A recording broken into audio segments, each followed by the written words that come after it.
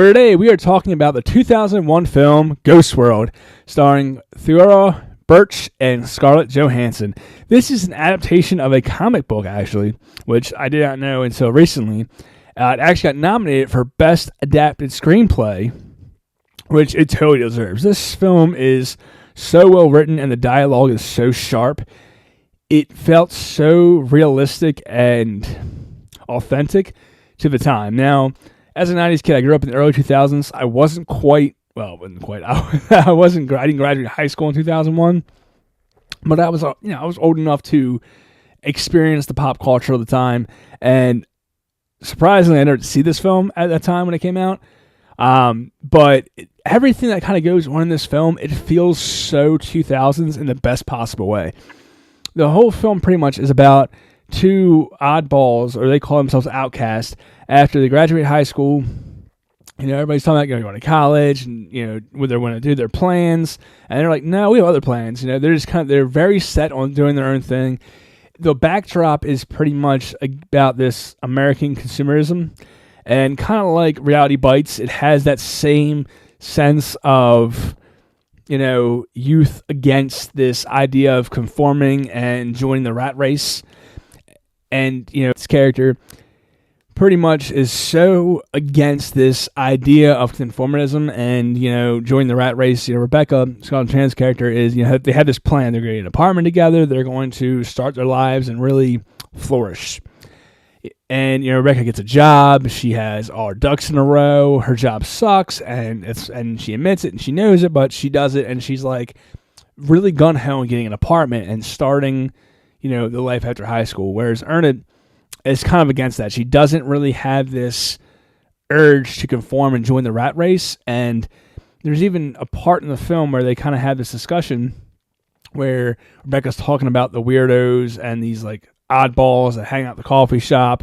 And she's like, well, there are people. And it's like you can see this conformity that's kind of happening and unfolding before your eyes. Now, the way this film kind of captures that essential aftermath of youth and kind of going into an adulthood, I think it does such a great job. And you have this very core storyline that revolves around a adolescent prank, which is they're sitting at the diner looking for, I think Rebecca's character, was looking at apartments, looking for jobs, and they come across these ads. Or back in the day, you could actually put ads in the paper. Not like today, we're just going to post stuff. So again, I was kind of comment on that too. This film takes place before the internet took over, and it has a look at youth in the late 90s, early 2000s, and really kind of how it was on the brink of technology, kind of like we had the internet, but it didn't kind of take over yet. And there's this brilliance of how it captures youth in that time. Like, the whole thing starts, the whole premise, the big portion of the premise of the film starts with a prank call.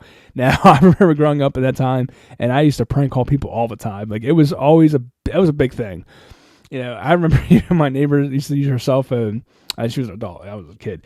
And she literally just said hit star. She said we prank call like all her contact list like 10 o'clock at night or something, like a Monday night or whatever. Just kind of just stupid shit.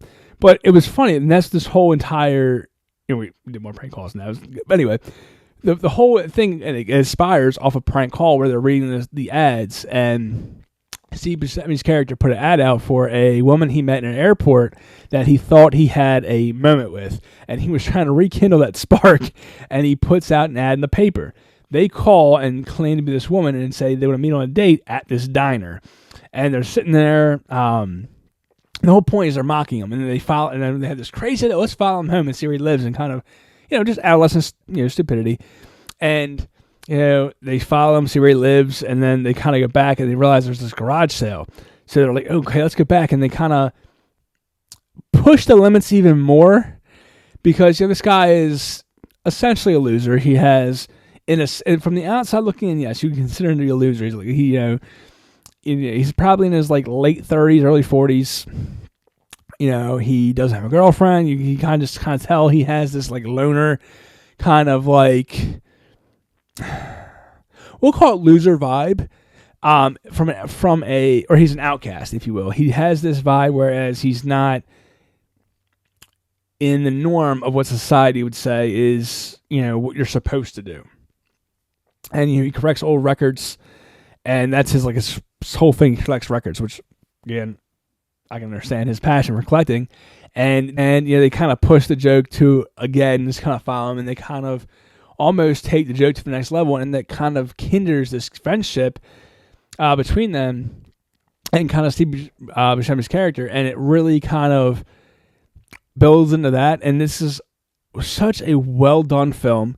The performances are astonishing, especially Steve Buscemi. I love his performance in this film. He never does a bad movie, but I feel like this one is probably one of my favorites he's in. Scarlett Johansson isn't in the film as much as I thought she was going to be, but even the scenes she's in, she definitely kills it. But Thora Birch absolutely kills this film. I can't believe I haven't seen anything else she's in or seen her in more things. I might have seen her in things, but just never really pieced it together. But she honestly absolutely killed it in this film. One of those coming-of-age comedies that works so well. It works as not only a coming-of-age comedy, it works as a standalone comedy, and it definitely is worth checking out. And I cannot praise this film enough. Absolutely love this movie. I can't wait to cover it on the Criterion Corner podcast, where we cover a new film every week from the Criterion Collection and go more in depth. I try to keep the reviews somewhat short and don't do any spoilers. That's why this video is kind of hard because there's so much I want to talk about this film because I just absolutely love it. It's just trying to kind of keep it down to a shorter length. We are going to be covering this in our September, in an episode dropping in September. Absolutely cannot wait to talk about this on the show. We're going to do it in September. We're doing a whole month of teen films in September. We're going to be covering Ghost World, Election, Breakfast Club. We're revisiting. Since that was the first episode I've ever done on the podcast, wasn't the best episode, so I kind of want to redo that and give it the justice it deserves. And then, of course, we're going to end it with Fast Times at Ridgemont High. So there are the films we're covering in September. If you don't already, go ahead and check out Criterion Corner wherever you get your podcast. We'll be covering Ghost World very soon. If you like what you've seen here and you want to see more, go ahead and hit that subscribe button. Daily content of movie reviews and various other videos all regarding the film. A couple different series we're putting out.